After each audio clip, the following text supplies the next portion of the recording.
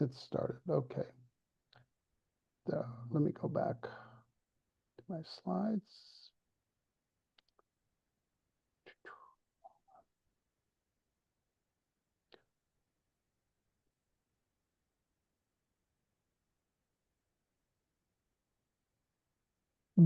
SCORE is funded in part through a cooperative agreement with the U.S. Small Business Administration. All opinions, conclusions, and recommendations expressed herein are those of the author and do not necessarily reflect the SBA. This round is sponsored by the United Community Bank. We thank them for that. You can request a mentor today by just going to SCORE SC Piedmont or just score.org, and we will be able to provide you a mentor. And you can also check out our other workshops and other resources on our website. If you'd like, or you know somebody who's looking to give back to their community, we do need more volunteers in the upstate to work with small businesses and for working with nonprofits. So they can do it through score.org Piedmont. And if you'd like to follow us, we're on Facebook, Twitter, LinkedIn, Instagram, and YouTube, and we post things, and our national organization posts them on a regular basis to keep you up to date. Our workshop presenter today is Doug Lineberry. He's a principal with Offutt and Kurman, attorneys at law. And Doug has given quite a few, I don't know how many anymore, intellectual property presentations for SCORE. And he does provide services on patents, trademarks, copyrights, building brand, and trade secrets. And I've been honored to host Doug in the past, and I present you now Doug Lineberry. Awesome. Thank you, David. Everybody, I hope your day is going well. Now, I'm in a car, so if you hear the sound of a state trooper siren, all of us are complicit in this, and I was obeying all the rules of the road. At least that's the story we're going to stick to. But today, we are covering two aspects of intellectual property, and one of them is often overlooked, and that's copyright. And our second one is trademark. That's kind of the favored nation of IP, as it were. Everybody loves a trademark. A lot of people know what they are. But we're going to start out with copyrights. And on this one, I want everybody to be aware of, you don't have to be Shakespeare to create a copyright. It's not like you're creating a written work and that's the only thing that's a copyright. It literally could be music. It could be computer code, could be a website that you design for someone. A lot of things can be copyrighted. I have a client that does clothing designs. He manufactures shirts, and he comes up with some pretty cool, unique designs that he does himself.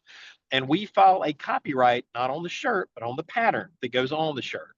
And so if anybody tries to use that pattern on like a poncho, a pair of jeans, whatever it might be, it is still copyright infringement, even though there's no like written aspect to it. It's just whichever design he used. A lot of the outdoors companies, especially if they come up with camouflage that really blends well. And, camouflage has to be area specific, basically focused on the geography. And so you will have a lot of these groups that will have one like, for us, we're at the foothills of the Blue Ridge. Our fauna is different than you'll find, say, in Washington State or Montana. And so they will file on these camouflage patterns to protect that proprietary effort of saying, hey, I developed a really good camouflage pattern that works really well in this particular area, and I don't want someone to copy it. Because at the end of the day, that's what copyright is, the right to copy. And you may say, well, that's all well and great, Doug, but how does that impact my business? Positively and negatively. I get calls a lot from people who will lift a photograph off of a website and put it on their website. That's a problem. That's copyright infringement because it is only the author who can copy the original work. Now, everybody, this works better once I can see all of you. But again, driving and getting ready to pass up Buc-ee's. I was telling David earlier on the call, I love me some Buc-ee's, but I love you guys better. So everybody pick up your phone and just aim it out from you. And I'll give everybody a second to play with me on this imaginary game. Click the camera button. And when you've clicked that button, believe it or not, you just created a copyright. Like, Doug, I didn't do anything. I just pushed a button on the phone. You did. You took a picture. And so regardless, I'd be taking a picture now of the intersection getting on 95, or you guys might be taking one of, hey, here's an outdoor scene in the upstate or the Midlands or wherever you're at, but you are the author of that copyright. And so I want to say that really slow. You are the author of that copyright. And for that particular picture, and ignore that you might have a famous person in it, or it might be taking a photo of somebody else's trademark. Just assume it's a completely bland picture. You've got the ability to prevent anybody else from using that. And you've got the ability to license it out. If you want people to be able to use your photograph and to be able to put it on their websites, you've got the ability to license that. But one thing I want y'all to be very wary of, do not go lifting material. And I mean sound bites. I'll tell y'all a funny digression story here is that I was presenting last Thursday and had a guy come up saying, hey, I am going to have a particular device, and I won't give it away up for him, but said it's going to play music. Do I need a license to that music? And it supposedly helps with like cognitive enhancement and helps people remember things better, etc. And the answer is yes, absolutely. You need a license because here's what will happen. You'll be selling these devices, and BMI or ASCAP, they control basically 98% of the music market licensing, will reach out to you and be like, hey, Mr. Smith, you made this device, and now we've seen that you're using our music on it. You need to pay us a license because guess what? You're violating the copyright in those songs by playing them without permission. You'll hear about this a lot, like, as fall comes and people tend to use outdoor bars more and such, people will forecast like a UFC fight or they'll do something along that nature. And invariably, they don't have a license for public display. Just because, like, if you're at the house and you order one of these fights, like UFC or a movie or whatever it might be, the intention from that supplier is not that you're going to have a public broadcast, not that you're going to have a bar full of patrons throwing peanuts at the screen when their guy goes down. What it is you've got the right for a private display, a private use of it. And a lot of folks get in trouble with that. They'll play music that they don't have a right to. They will play, a lot of different things that they shouldn't, thinking, oh, well, this is okay. I paid for the iteration of it that I have. That's the real problem, though, is that you only paid for a private iteration.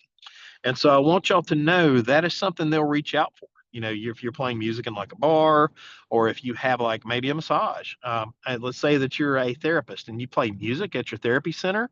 Sorry, y'all, just about saw a wreck, and it didn't involve me, which is awesome. But everybody be careful out there if you're driving today. But with respect to these copyrights, I want you guys to understand that it's a dangerous tool, but it's also a long-lived one. Copyright has the most expansive protection of all four forms of IP. That includes patent, it includes trade secrets, it includes copyright itself, and then trademarks. If you think about it, the Berne Convention, which essentially protects trademarks, is basically obliged to by nearly every country on the planet. It's now in the multiples of hundreds. And the great thing is, guess what? If you file a copyright in the US, you don't have to go and file one in Europe. You would for a patent, you would for a trademark, but you don't have to for copyrights because they're protected due to the Berne Convention. And so it has a treaties protection. I've had clients use that before. We've had like Mariplast and Spartanburg. They have filed a copyright before to be able to protect works in South America because the countries they were looking at are signatories to the Berne Convention. So copyrights do have a very wide reach, and they cover a lot of different materials, like carving a statue. Guess what? That's a copyright. Making a film, that's a copyright. Making your own music, making the lyrics to music. Those are two separate copyrights. You make a video with that music in it, guess what? There's a third copyright. So I want all of you guys to know that while copyright is an oft misunderstood form of IP, it's prevalent. It's everywhere. And I want you guys to be very careful. When you create your copyrights, I want you to protect them, but I don't want you to touch somebody else's stuff. That is a bad way to have to call me on a weekend to say, hey, Doug, I just got a letter from somebody, and I had a client call 2 weeks ago. They had used a picture, just a very nondescript picture that included a particular building in it. They had lifted the picture off the internet, and the artist called and demanded $7,500. And y'all, if you're a small business, that hurts. That is a expense you weren't planning on.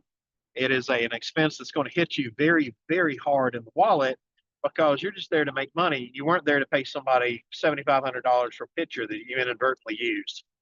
So I want y'all to be very cognizant of that. I want you to understand that these copyright is out there. It's always going to be out there. And it covers so many things that it's very easy to stumble into it. Now, what do you protect for your copyrights? Your website. Nobody can lift your stuff. If you happen to be a photographer, guess what? Nobody can take your photographs and use them without a license. If they do, you send them the cease and desist letter that says you owe me $7,500. There's a way that you can absolutely flip that on its script. If you're a clothing designer, the fashions you design, the patterns that you use, guess what? Those can absolutely be protected via copyright. And so what we want to walk away from today is to understand this right is out there. It covers not just writings, but software code, clothing designs, a lot of materials that you just wouldn't think, music, videos, and we want to be careful using it. Like if you guys have, if anybody here has a logo that's been designed for the company, I'll scare you a little bit, but I'm also going to provide a solution. And I'm driving today. I will provide David with a presentation that will go over what we discussed today, as well as the document I'm getting ready to remind everybody of. But if you had someone design a logo for your company, and if they're not your employee, we probably need to have them provide you with a copyright assignment. And you're like, nah, no, wait a minute, Doug. You said somebody designed my trademark logo from a company. Now you're saying there's a copyright to it. Yes, I am. Because the person who designed your logo is an artist, and they have the ability to come back to you to claim, hey, I did sell you one version of this, the digital file I gave you, or maybe it's a print document that they had scanned over to you, but that was it. And so we need to make certain for your company that you own the copyright. And again, notice I talk very fast, and I'm going to say this slowly. If you've had someone design external materials for you, whether it might be a trademark logo, whether it might be a software code, whether it might be a website, if you want to make certain that you own it and that you can use it as your collateral material, like your collateral marketing units, you need to make certain that that author provides you with a copyright assignment. I will provide one of those to David along with a copy of this presentation, because I don't want anybody to be left hanging with that. But I do want everybody to do some homework. If you have a logo that was designed by a marketing company, or maybe your aunt, maybe your sister, maybe your mom, we do want to get that shored up so that there is an assignment from that artist to your company. The reason we do that is because the author owns the copyright. It's only the author that can make copies of it. We've had some cases in the upstate involving a dog. It was a kennel, had a award-winning dog, had a picture of that dog painted up, and guess what? They used it everywhere. They're like, hey, this is a great painting. Our dog looks really good in this. Used it on the website, used it on their business cards. The artist came out of the woodwork and said, hey, I need a royalty for every time you used it, because you just bought a painting off of me, and then you converted it into other forms. And that is another aspect of copyright that gets a lot of people in trouble, is that even though you might have a painting, if someone tries to make a drawing or a sculpture out of it, that's still copyright infringement. Even though it is an entirely different form of art, an entirely different work, it is absolutely still covered by that original work. So y'all remember that right to copy. That is really where copyright hits you the hardest. And I want all of you to realize, hey, if you have a company like a jewelry company, you are creating copyrights. Your jewelry designs can be copywritten. If you're an architect and you create floor plans or house designs or warehouse designs or commercial space designs, those can be protected via copyright. And so I want everybody to be thinking about that as we go through today, is to say, hey, what am I creating that may fall into this very unused portion of the IP world? And do I need to protect it? Am I saying, if you're a photographer, am I saying a register a copyright on every picture you take? I'm not. But what about those Eureka pictures? What about that wedding album that you've just taken and that was a high value project? Things like that you may want to look at getting a copyright on. And also, you've got the ability to transfer that copyright to your clients. Meaning, if you're a wedding photographer you can register a copyright on that and then sell that to the client. You can make a part of the package that you do for them to say, oh, lo and behold, I have your wedding registered for you as a copyright. So, let's say you're doing it at a famous locale, one of the plantations on the coast, one of these really sought after wedding venues, and you snap that perfect picture, that may be want to be used by people. Southern Wedding might want it. An advertiser might want it. There are a lot of companies that may use that. And if you will protect that for the client, then you have a vertical to A, show I'm protecting the client, but also B, that, hey, here is something that I am doing to help you. And so that is an aspect I want all of y'all to remember. If any of you guys are coders or if any of you are designers, you are creating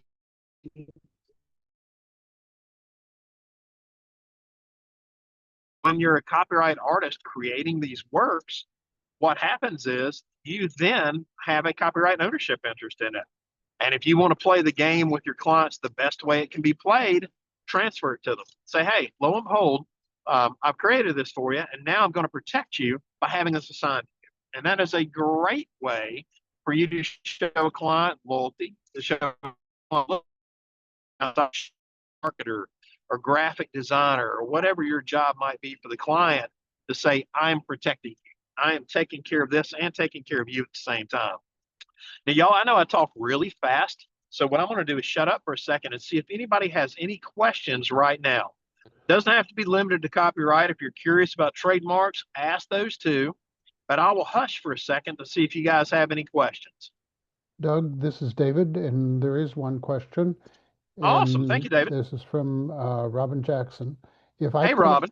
if I put a picture of my daughter on my business website and it's not copyrighted, can someone take that picture and copyright it? That is a beautiful question, Robin. And guess what? It is already copyrighted. Remember when I had you guys snap that picture with your phone? That's you taking a picture of your daughter. If you did that, you are the author of that picture and you own it. So, no, no one may lift that photo without your permission. If someone has lifted that photo, we need to send them a nastygram and say, pull it down. Because you, or if your daughter took a selfie and you're using that, you are the author of that. That is your copyright, your protected work. They cannot lift it. Now, what you're thinking is, hey, Doug, I haven't done anything to officially recognize the copyright. That's kind of the beauty of the protection. You don't have to. You can register the work, and what that does is entitles you to like attorney's fees and triple damages and basically enhanced protection, like automatically assuming it's yours. But if you just have a common law copyright in this material, meaning, hey, this is my picture, I can show I took it, et cetera, that works too. Because what we have in that situation, Robin, is you created the work, you're the author, you're the only person with the right to copy. Nobody else can do it. So if they try to lift it off your website, we tell them to stop. But again, that same rule works in the opposite. I don't want anybody on today's presentation reaching out and copying items from other people. That's a really good way to get a very nasty letter. Yeah, we're okay. Doug's in the car, so I don't have any slides, but I think we're doing okay. Awesome. And it let me At know least if I I go can't see him. sideways on anything, David. Yep. Just hold on just a sec. But yeah, Robin, that is a great question. Hey, David, do we have any other questions? Uh, no, not at this time, Doug. Awesome. Now, Sorry. guys, don't be Sorry. shy. David and I do not bite, and I think the only dumb questions are the ones you don't ask. And I'm being all serious about that. If it's an area I don't cover, I'll tell you. But if it's something I can help you with, please feel free to ask. I mean, that's the reason SCORE's here. It's the reason I'm here today, is to educate, is to help you guys go through questions and D- go through and figure out. Oh, sorry, David. Doug, I got some. Awesome. What is the difference between copyright assignment and work for hire? Oh, beautiful question. Okay. So a copyright assignment is usually used in the situation of a third party doing work for you. Now, a work made for hire situation is very unique and it's very often misused because a lot of people think, hey, work made for hire translates as I hired you to work for me, I get your copyrights. That is not the case. Work made for hire only works if you have two situations present. You have an employee in the course of his or her duties generating copyright material for you. So let me rewind that. You have an employee in the course of his or her duties generating that copyright.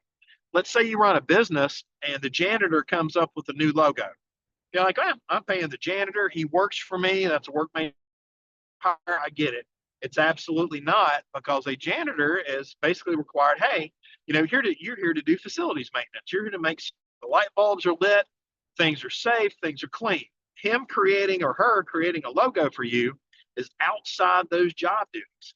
So you might want to read it broadly and say, oh, well, they're my employees, so this is a work made for hire. It is not. If it is an employee outside the scope of their duties, we need an assignment. And that's how you got an interplay here, folks. I remember presenting a couple years ago.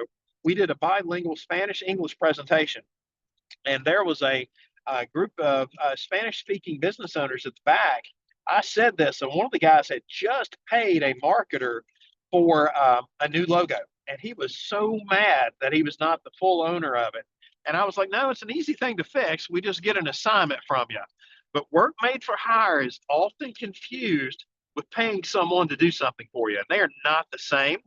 And so, like you guys, in the case of having a third party do software code, or a third party design a website, or a third party design a logo, that is not a work made for hire. That is an independent contractor providing work for you. So, to completely own the copyright, to make certain that everything is kosher, we need to get an assignment from that person to your company. Now, notice I said company. I didn't say Robin individually, or Doug individually, or David individually, or anybody else on today's program. I said your company, because I want IP at all times, gang, to be a company owned item. And again, notice I slowed down. I'm such a prattler that it should worry you when I slow down. I want your intellectual property to be owned by your company. I don't want it to be a personal item. You can set up a separate company. We call that a intellectual property holding company. You can set up another LLC and have it own it, and that's perfectly fine. But what I don't want to have happen is you guys have a logo that's yours personally. Let's say, Lord forbid, I get into a wreck today and it's raining and I'm talking and all this stuff. So I'm increasing the factors and I embrace that. But if I get into a wreck and someone sues me, and if I have a business, in my case, I'm an attorney, but my logo is owned by Offen Kerman. My law firm owns the logo. So someone couldn't sue me for that. But let's say that I'm not an attorney with a firm. Let's say that I'm a small business owner and I'm operating as a sole proprietorship, which none of you should be doing. If any of you guys are a sole proprietorship, David and I are taking you off our Christmas card list. I need all of you to be an LLC at least, or a C Corp or an S Corp, depending on size, ownership issues, etc. But I do not want general partnerships. I do not want sole proprietorships. Those still keep all of your IP as a personal asset. So if you get in a wreck, you're driving between Florence and Columbia, and somebody sues you personally, if your IP is a personally owned asset, not owned by your LLC or by your company, it can be reached. So you could have someone get your logo if it is still personal property. And I don't want that to happen to anybody here. I want all of us to understand that these properties need to be protected because they're a company asset. They need to be owned by the company or by an IP holding company. One of those two. But y'all, that is a great question. David, what are our other questions? My Alex asks, my son is deceased, and I had someone change his original picture into a cartoon character for him. I need Yep. to obtain the copyright assignment for this. Is that correct? Yep, that's exactly correct. And David will have a copy of that tomorrow morning once I'm back at my desk. If I tried to email y'all right now, we would have a personal liability issue on our hands. But no, we do want that because, and again, even though you own that original photo, it never hurts to belt and suspenders this, because you might have a silly artist who thinks, oh, well, I took the painting and converted it into a cartoon. That's different. There's actually the Supreme Court in the last couple of years has come down very strongly on this. Is called a derivative work, and this is such an awesome question, Alex, because when you take the painting of your son and you have it worked into a cartoon the character, that is a derivative work. And don't take derivative in a bad sense. It just means that the second work derives from the first, i.e., the cartoon character looks like the portrait of your son. And so what happens is that, Alex, you're still the owner of it. If you own that picture, and again, if you got an assignment from the original artist, if you're the painter and you did it, awesome. That means you're the owner. But if someone else tries to make a different version of it, we talked about somebody having a painting and making a pencil sketch out of it, or making a statue out of it, or making a cartoon figure out of it, that is still a derivative of the original work. If you guys remember, Andy Warhol, famous artist, did the Campbell soup cans. He had taken a picture of Prince, the late guitarist, and painted it in his artistic style, with the splashes and the streaks of light, etc. But he had taken this picture of Prince at a concert, and again, it was just a black and white photo. He converted it into a painting. And Andy is now dead, Prince is now dead, but those two estates warred over these paintings for years. And it finally went to the Supreme Court, who said, hey, all this is a derivative. Said, yep, it's a picture of Prince, and you've made a very awesome painting out of it, but it is still a derivative of that original photograph. And whoever owns it, if it's a particular photographer, whoever owns that photograph controls the ability to make derivatives of it. So you're taking it, Andy Warhol taking it and doing the Warhol technique to it does not remove it from being copywritten. And guys, one thing that we'll ask, and I bet this question's percolating in somebody's mind, and I don't mind if you ask it if you missed this section, but people will be like, well, how much do I have to change to use somebody else's stuff? Therein lies the rub, gang. If they can tell that it's a derived art, and you might change everything. Let's say that you're looking at a picture of Winnie the Pooh. And if you make up a statue of Winnie the Pooh, and you've made Pooh like pointed ears, and he's wearing a heavy metal outfit, but if you can still tell it's Winnie the Pooh, then guess what? That's likely a derivative work and copyright infringement. So there is no magic number. I can't tell you it's 5%. I can't tell you it's 25%. I can't tell you it's 50%.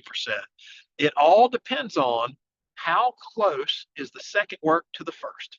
Can you tell that it was derived from that work? Because if you can look at it, the eyes of a jury, the eyes of a judge who might ever be deciding this says, yeah, I see this second work. I see where the first work's in it. Then that's copyright infringement. So, Alex, that is an awesome question. We will get you that copyright assignment. David, are there other questions? Yes, there are. A Awesome. couple of people, including Jonathan, said, do we need to use the C with a circle around it to That indicate is copyright? beautiful. All right, Jonathan, And you're now my favorite straw person. Keep going, David. yep, and there's another person, Brenda asked, as an author, I add the C symbol, a date, and my name when I write. Is that official enough? Is it a Uh, legitimate copyright?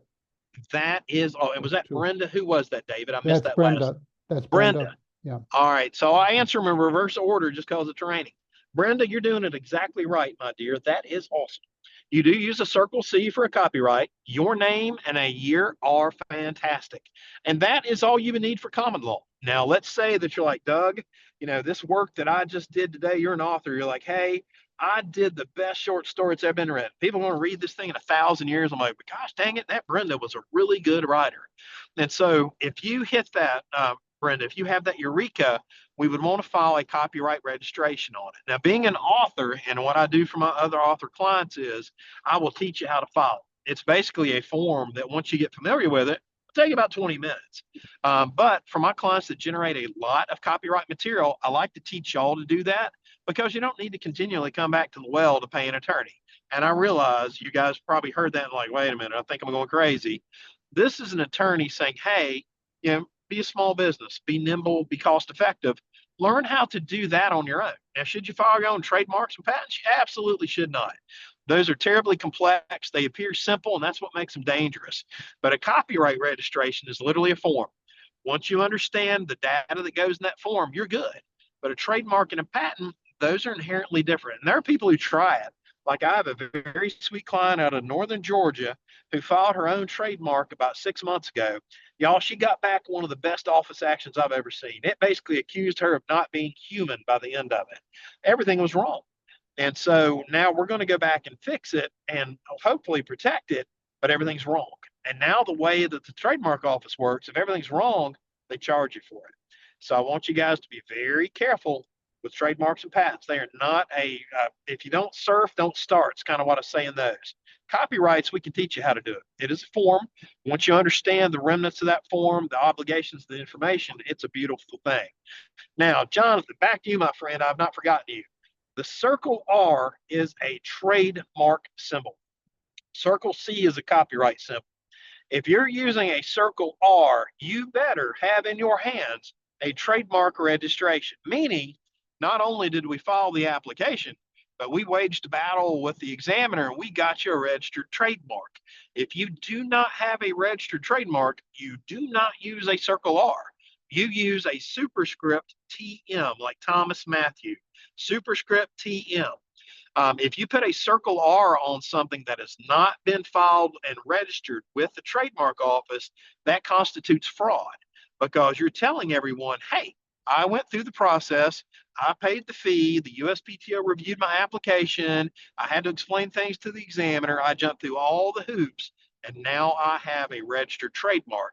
So, y'all do not use that circle R symbol unless you have a registered, not applied for, not pending, but registered trademark. And y'all, I love these questions. These are beautiful. David, do we have any others?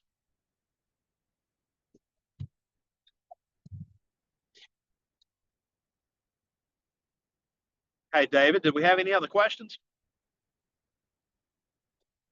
Right, bro. I hope I'm still talking to you guys.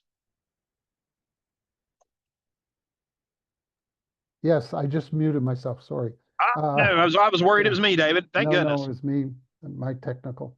Um, Asking about the cost of copyright and what's You usually the cost. Yeah, Beautiful example. question. Now it's a great question. The Copyright Office charges a $65 fee for each work registered. The attorney's fee, what I do is I essentially teach you a class. I charge a $500 flat fee. You're going to record it on your end, much like David's doing today, and you'll be able to go back to it and see, oh, what was this question? What did Doug tell me about this? But if you generate a lot of material, like Brenda, if you generate a lot of stories, or Jonathan, whatever you do, if you create a lot of material, it's probably worth taking that class and learning how to register your own stuff. The last time I did this was about 2 weeks ago for a jeweler. We sat down. She had some jewelry designs for her fall collection, and we went through and registered a copyright on that. But she recorded it, so when she does the spring collection, she can just watch the video again and see what we did. But again, that cost is $65 for the Copyright Office, about $500 for the attorney's fee. If you file more, I'll give you a volume discount. Pricing on a trademark, because I know y'all are going to ask that. Government fee on it is either $350 or $550. The $550 means that you used your own language to describe it. If you have a very unique service or a very unique good, you may want to do that. Typically, I try to have clients' marks fit within the prescribed areas. There's all kinds of descriptions. And so, like for my farms clients, I try to have those fit in multiple farm categories. For the clients I've got that do like coaching or consulting services, we make those fit. I've got a client who does industrial work on motors, and that was actually a very cool trademark because it services and the motors. And so we had to go through both the physical item, the goods, the motors, as well as the services they provide on those motors. And so there are a lot of ways to protect those, but it's either a 350 or a 550 government fee. Normal charge on a trademark's around 1,500. I give a reduced score rate. You guys just say, hey, I'm one of the children of David Esch. I was on your rainy day prattling thing. I'll set you up. It'll be less than 1,000 for my fee. I do love small businesses, y'all. I practice what I preach. And indeed, I view myself as a small business. I have a firm. There's only four of us. We're on the corner of basically Maine and Beatty. And I consider us to be little. We are in a larger firm of about 200 attorneys. I love my small clients. And that's why I do things like today, because you guys aren't getting charged. David and I aren't billing you for this. We just want you to be educated. And I do want y'all to continue with the questions because these are awesome. But yeah, if I can ever be of service, you guys just ping me, say, hey, I'm one of the children of Esh. I was on that rainy day call where you didn't wreck, and it was awesome. David, do we have any Okay. further Yep. questions? Malik is asking if I have a logo created and then sent over copyright license, should I get a trademark as well? if I planned on putting my logo on merchandise? Absolutely. Fantastic question. If you're going to be using that as your Nike swoosh, if you're going to be using it as your McDonald's Golden Arch, Malik, absolutely. Malik, we want to make certain you're protected. That's why you paid this artist for it, was to get this protection, to make certain that I or David or no one else can use your trademark. And that's why we go through that registration process. Guys, a good thing about registering a trademark, because a lot of folks are like, well, Doug, why should I do that? It costs money, it takes time. I got to deal with a nasty attorney. I'm not sold on this. And a thing, Malik, your question is probably so poignant to it is because it builds value in your business. You're going to get that money back. The fee that their trademark attorney costs, and the fee that the patent office costs, and any fees you got to pay to maintain the mark. You do that at the 5th year, the 10th year, and then every decade thereafter. That builds brand. That builds customer rec. That builds market recognition. And guess what? If you go to a bank and say, "Hey, I need a loan. I've got a business. I'm going to run." So what's your collateral? Guess what, kids? Your trademark design or any registered copyrights can be business collateral for a loan. You don't hear that much because it's an esoteric area of business. But if you're going to get a loan from like the SBA, or going to get a loan from a banker or somebody, and collateral is brought up, then you need to be able to say, "Hey, I've got some collateral." And a great thing about trademarks, guys, is after the 5th year, we can file what is called a declaration of incontestability. Folks who do their own trademarks do this up all the time. They'll just renew the mark. But after the 5th year, with the help of your clever trademark counsel, we file not only a renewal, but also a declaration of, "Hey, I've been using this mark for 5 years in continuous use. And guess what? Nobody else on the planet Earth can claim ownership of this mark." And this is good for several reasons.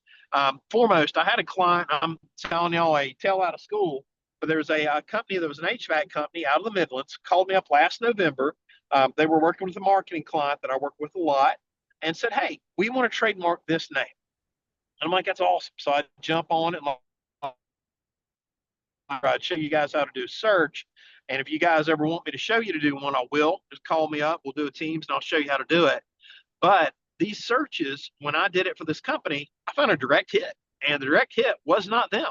It was a company out of North Carolina, right outside of Charlotte. Lo and behold, they do the exact same thing. Both companies are in the same business. And my guys frequently get calls where people complain about the other's work. And, when I see that, I'm like, wow, that is not good. And Malik, you're like, "What's this got to do with registering a trademark?" Well, my guys had been using their mark for 35 years. The guys in North Carolina had filed their trademark application 7 years earlier. Not only that, they filed for incontestability, meaning that my client, who had been using the mark nearly 5 times longer than them, 35 versus 7, could not claim ownership of the trademark because the other party went through the trademark process. And y'all, that's a very big benefit. Another benefit is, hey, if you are going to expand your business, like today you're in Columbia, tomorrow you're in Atlanta, and you get a federal registration for your mark, if there's similar marks that are in, say, the Atlanta metro area or Alpharetta or anywhere around there, if you go into that area, you've got the ability to what is called fishbowl them. You can go in and say, well, you can use your mark wherever you were advertising it. That doesn't mean the internet. It means actual physical advertising, like paid for radio ads, paid for television ads. Heck, the yellow pages out there, same thing. But you are limited to where you are advertising. That is what's really going to hurt you, is you're limited to where you're doing business. And if Malik moves into Georgia, where they registered trademark, guess what? He's the 800-pound gorilla. He's 10 feet tall. He gets to eat all the bananas because he did the process that the trademark office requires. Great question. David, do we have others? Yes. What are the steps? Cynthia asked, what are the steps I need to make sure that I own a photo or a logo? I'm currently working on this and I'm an LLC. Awesome. So what we want to do is to make certain, if you're using it with a third party, we want that copyright assignment. And again, I will send David a copy of that tomorrow. Y'all all will have that. And what we want is you to go to that artist, the person who's doing this for you, and just to sign it. It's not the Magna Carta, guys. It's about 2.5 pages long, half page of that signature block. Essentially, it says, hey, I hired you to do this for me. As part of this agreement, you agree that I, the person who paid for the job, now owns this thing lock, stock, and two smoking barrels, including all the intellectual property rights, which includes the copyright.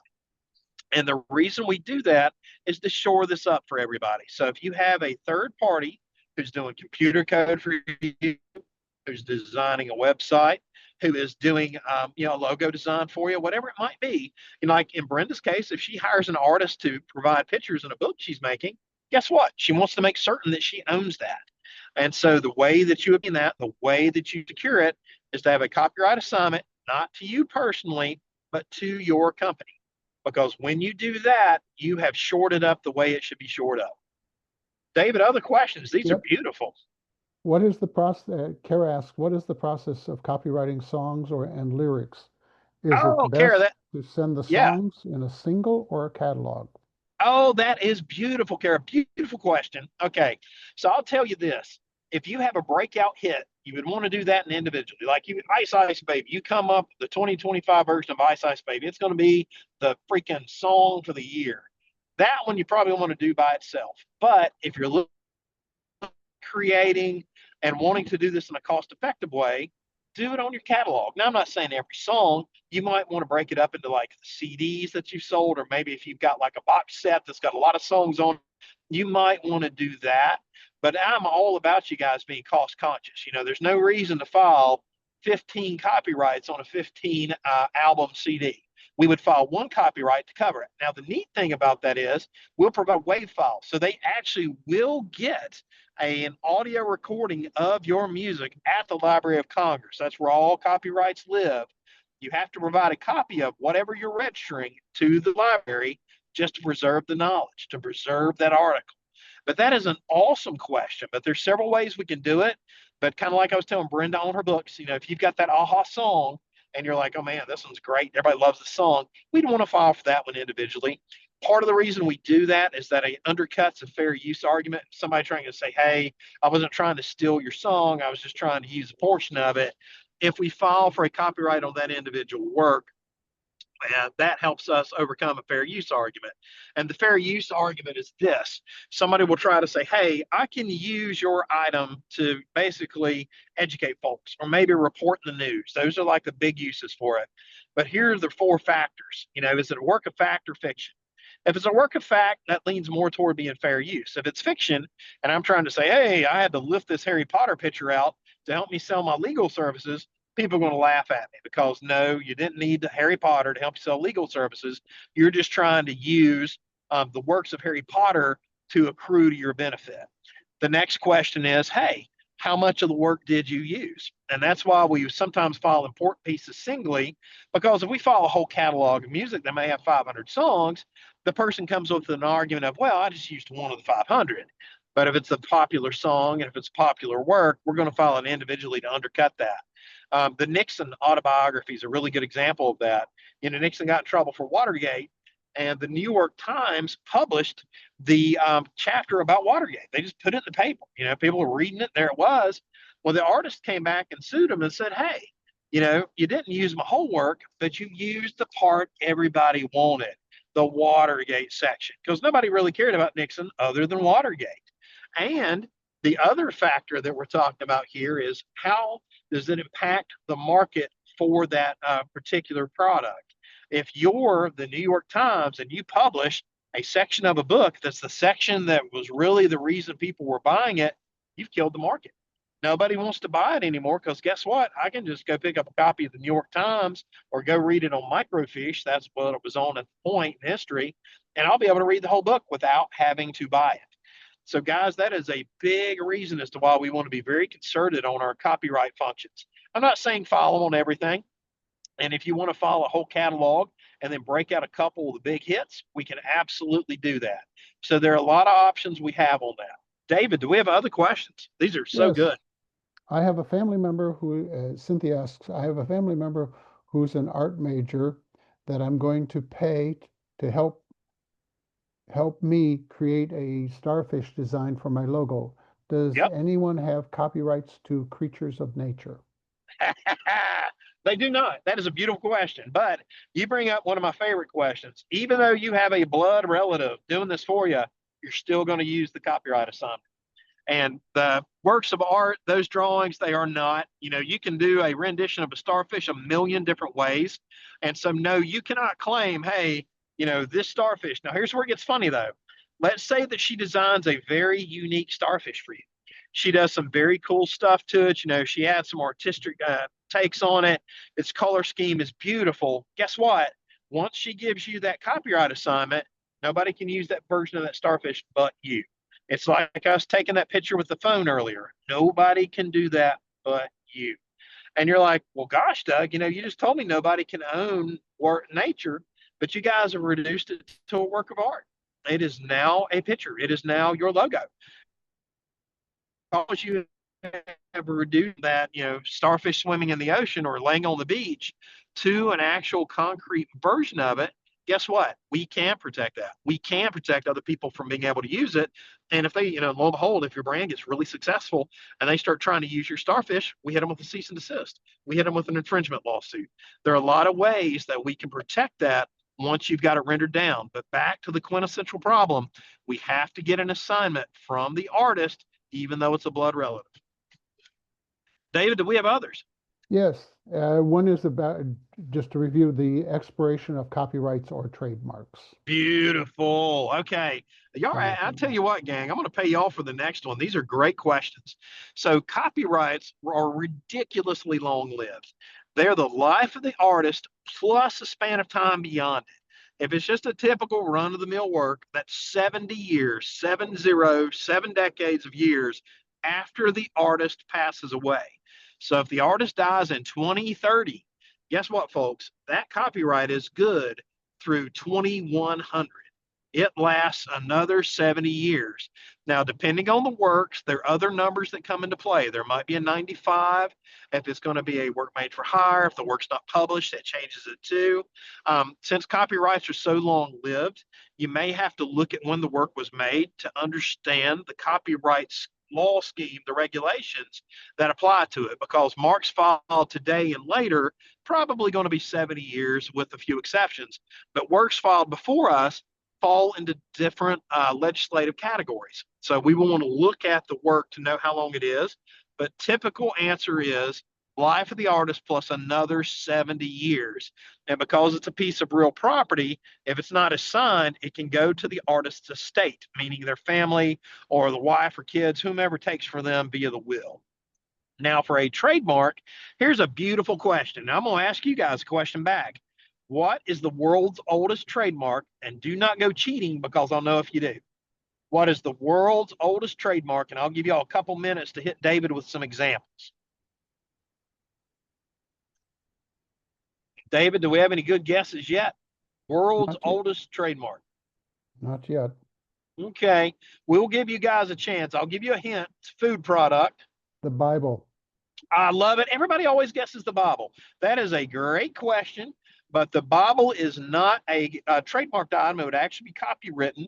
And depending on if it was like the King James original version, the copyright's long expired on it. Great guess, though, but it's not the Bible. It's for a food product. The cross, Coca-Cola. Oh, the design of the White House, Coca-Cola, Stella Artois. Oh, somebody's been on the show before. Bill, All right. Bill, Who guessed Bill, Stella that's Artois? Bill. Put your hand up. That's All Bill. right, Bill. Right Good there. job, buddy. Good job. Because guess what? Stella Artois is the answer. The reason I can tell if you guys cheat, if you Google it, it will come up and say Pilsner. And the Stella Artois guys outdate the Pilsner cats. But y'all, you're asking what the lifespan of a trademark is?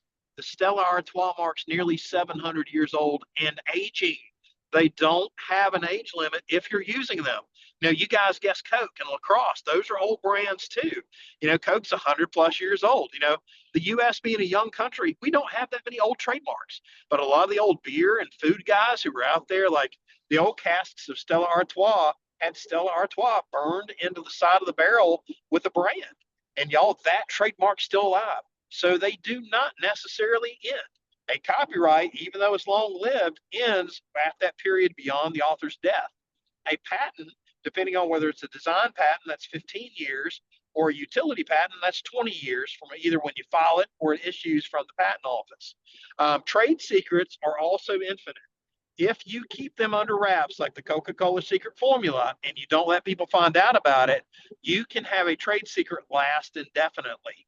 It works so well for Coke because Coke is a chemical and it is very hard to reverse engineer those. You guys have been to Kroger's and Publix and Ingles and Bilo and everywhere else, and you've bought one of those nasty Cokes before. Everybody's experimented. It's okay. But you drink it and it doesn't taste quite like Coke. It's just not right. And that's what makes it so hard to reverse engineer, but such a great thing to protect with a trade secret. Great questions, guys. Keep going. David, do we have others? Sure. Starla and asks, and Lisa asks, yes, both are about using Chat GPT Yep. and creating a song. What about Chat GPT and Beautiful. song? Okay. And Ladies, if you used a slogan through Chat GPT or AI, is that still considered your ah, logo? I love it. Y'all are Looking at them. asking the questions because it depends. And I know it's such a legal lawyer answer, but if you're giving a lot of input to Chat GPT and it gives you back a refined product, my argument is you, the artist, the ladies, own it. Now, if you go in and ask Chat GPT whole cloth, hey, generate me a story, and it provides a story, guess what? You didn't author it. The chat did, and there's uncertainty with that right now. I'm a big podcast addict, and one thing the podcasts don't like are generated stories. They literally will tell you, "Hey, you can submit stories, but don't you dare generate something that's AI created because they don't know who the owner is, and they don't want to get into a copyright infringement issue with either the company that owns the AI or maybe the artist who owned the AI or some other entity." And so, guys, what I'll tell you this, the more work the Chat GPT does, the less arguments you've got that you own it. Now, if you're just giving it details, like I provide the example of a goldsmith.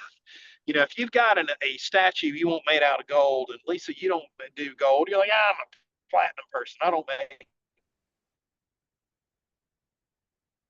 and say, hey, Yeah. here's my statue. I want you to make it. The the goldsmith does not get an ownership right in the statue. They're just making it out of gold. But if you go to an artist and say, well, I want a statue of Aphrodite coming out of the ocean, then all of a sudden the goldsmith, and this is who we're using to be Chat GPT here, says, well, what about if she's got her hand raised? And what if she's holding a seashell? What if she's got fish in her feet? And what if there are waves coming in?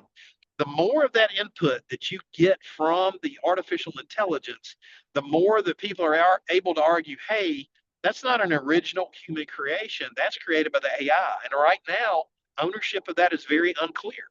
Now, if you fed it information and said, hey, generate me a slogan based on X, I'd argue that that's your slogan. And if you want to use it and get a trademark on it, there you go. Because at this point, the trademark office doesn't care where it originated from. They just want you to say, hey, I own it. And that will be the onus on you is to be able to say, hey, I came up with a slogan. I wanted something based on sardines, and I explained sardines to Chat GPT, and it gave me a slogan about sardines. You can argue, hey, but for me, that doesn't exist. I created it. Chat GPT just helped me kind of polish the floor, kind of put the gold on the statue. But I do want y'all to be very careful because if Chat GPT collects something whole cloth, guess what? They're going to argue it belongs to them. Another thing I want y'all to be very careful of, I do not want y'all putting trade secrets into an AI. I don't want it to happen. If you have a controlled AI, an AI that does not upload to foreign servers that stays entirely on your system, that's okay. Milliken has one of those. Most folks don't. But I want y'all to be very cognizant of whatever you tell these AIs, guys. It's not like telling a priest. It's not like telling a lawyer. It's not like telling David over at SCORE. They've got an obligation of confidentiality. I've got the attorney-client privilege. That does not exist with AI. If you guys are telling AI family secrets, business secrets, it could be published out there on their servers. If you're putting it into Chat GPT to figure out, hey, I do this business, I generate this much money, my customers are all here, what's a great logo? Well, you may get back a great logo, but all that information you told the AI about your business is now on a server in Texas or California or New York. I mean, we got servers in South Khaki, it could be here too. But y'all, those are awesome questions, but it's all going to hinge on, hey, how much did you create versus how much did the AI create? Because right now that law is unsettled. David, do we Michael, have any others? These are so good.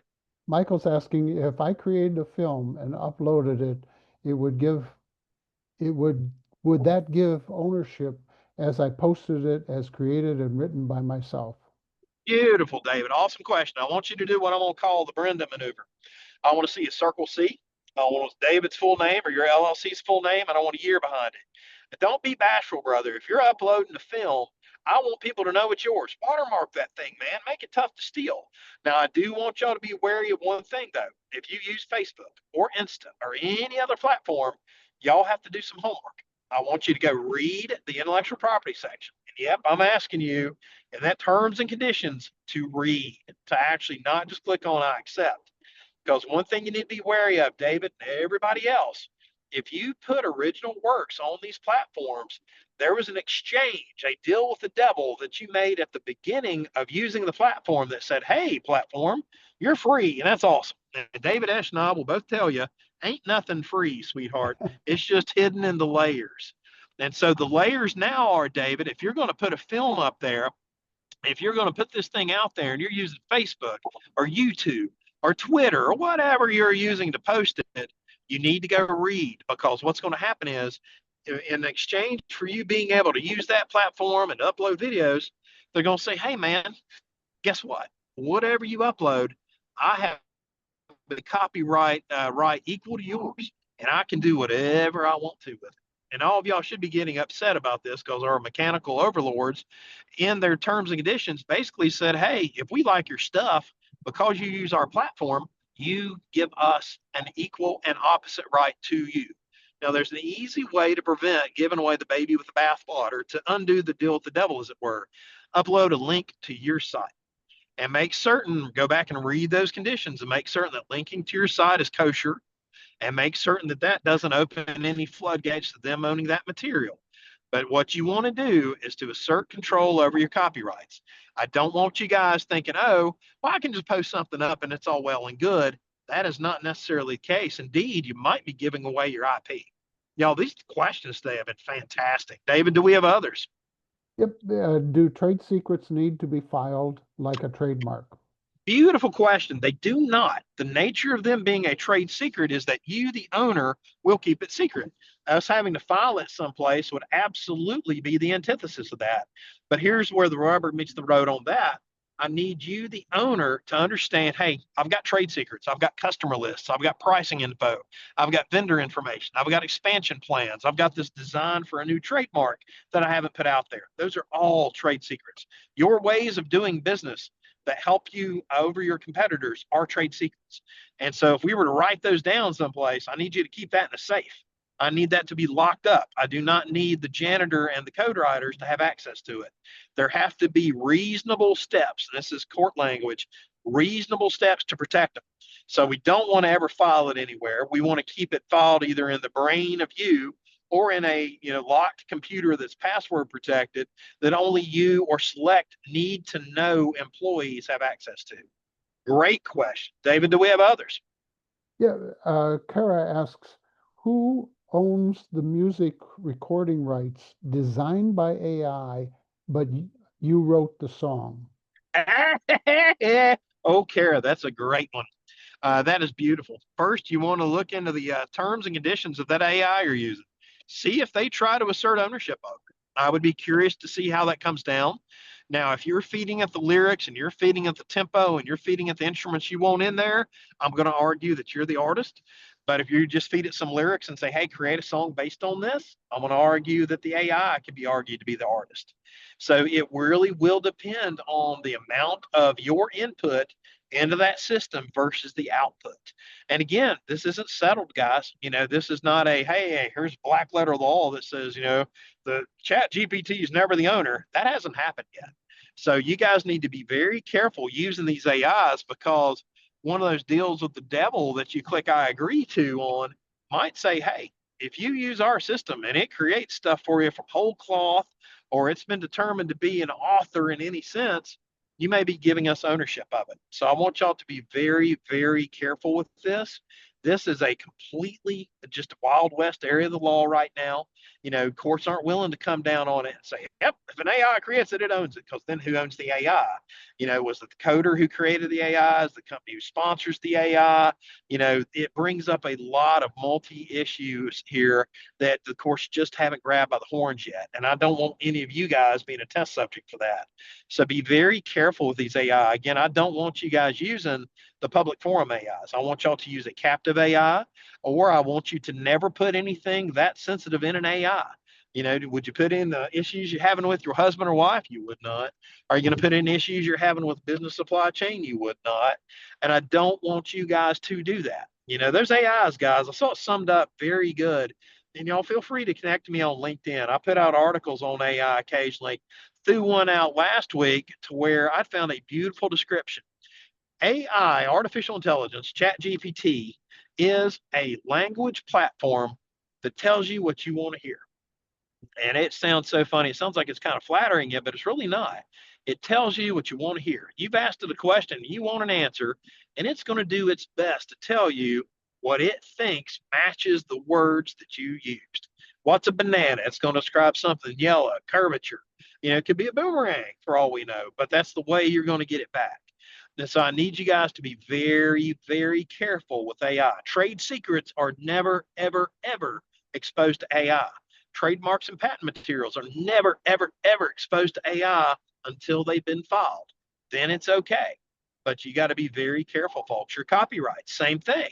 Alex is saying, hey, our David is going to be uploading movies. Be careful. Watch that platform you're using. You might just want to upload a link so that you don't lose copyright ownership in your own creations. David, what else do they Well, have? These are great.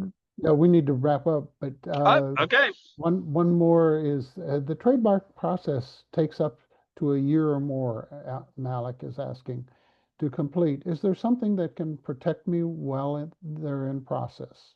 Malik, that is the beautiful thing. We follow the trademark. That's your protection. You're like, but Doug, it takes a while to get registered. It does. But Malik, what happens is, say we file it Friday, your trademark then goes in a queue at the USPTO. And if there's a similar trademark filed to you, it's going to get suspended based on your mark. And they'll wait to see if your mark registers. But meanwhile, you lock this other similar mark in limbo. It's not going anywhere and it can't be registered.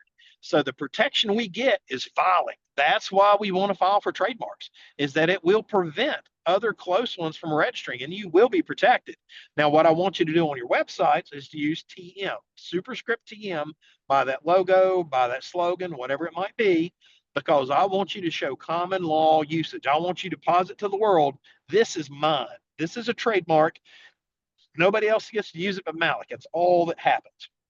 That is an awesome question. And guys, y'all's questions today were so good. David, I think we might have to redo the trademark session to go into the meats on that. But Yep. y'all, these questions today were fantastic. This is awesome. On behalf of SCORE, I want to thank Doug for his time and his Offit Kerman corporate sponsoring him. Really appreciate it. And thank you for driving safely, Doug. And we didn't have any accidents that I'm aware of. Not a one. Um, Thank you all for being here today. We will be in touch within the next 24 or 48 hours as the recording becomes available and I get the material from Doug. Thank you very much. And you will receive a survey after this. Please complete it. It helps us improve what we're doing. On behalf of SCORE Piedmont Chapter, thank you very much and have a great week. Thanks, everybody.